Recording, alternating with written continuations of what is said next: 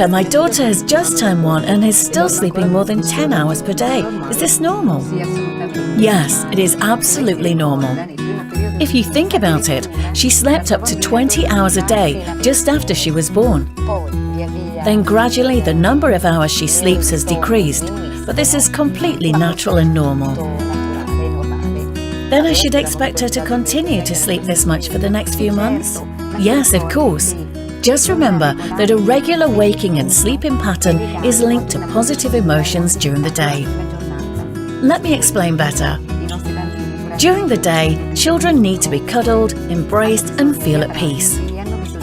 And of course, another important factor is the environment in which the baby is put to sleep. It doesn't have to be completely silent, but it should be a room with soft lighting. Another important thing that I always recommend is to create a pleasant nap time ritual that will help children fall asleep in the most natural way possible. For example, you may read a story or sing a lullaby. And if the baby doesn't fall asleep, should I pick her up or give her a soother? Well, children really shouldn't fall asleep in your arms, but in their cribs. Because this way, the last memory they have when they fall asleep is that of the bed.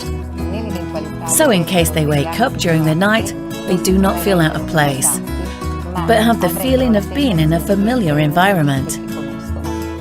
And so, even if they wake up during the night, you should not pick them up to get them back to sleep, but stay close to them, cuddle them, and let them feel Mum and Dad's presence so they can relax. And since you asked me about using a soother, of course you can use a soother, because it responds to the natural need the child has to settle from the first moments of life. Actually, I'm lucky that she sleeps well. It's me that runs into her room every time she makes a sound. Well, that's normal too.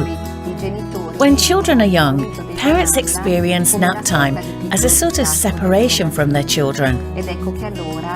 And that is why they feel the need to go and check up on them. That's why I recommend using an audio or video monitoring system, so that you can see and hear the baby from anywhere in the house. Thank you. I'll take your advice. Thank you.